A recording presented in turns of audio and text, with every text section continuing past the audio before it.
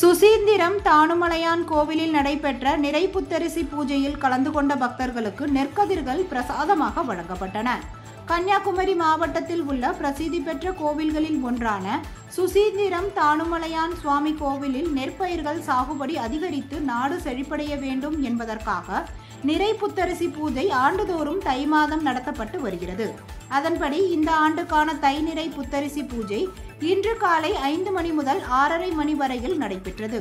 அப்பொழுது இந்து சமய அறநிலைத்துறைக்கு சொந்தமான வயல்களிலிருந்து நெற்கதிர்கள் அறுவடை செய்யப்பட்டு கட்டுக்கட்டி தலையில் சுமந்தபடி மேலதாளங்கள் முழங்க முக்கிய வீதிகள் வழியாக கோவிலுக்கு ஊர்வலமாக எடுத்து வரப்பட்டது.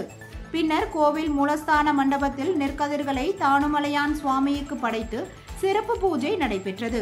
இந்த வழிபாட்டில் கலந்து கொண்ட பக்தர்கள் அனைவருக்கும் நெற்கதிர்கள் பிரசாதமாக வழங்கப்பட்டன.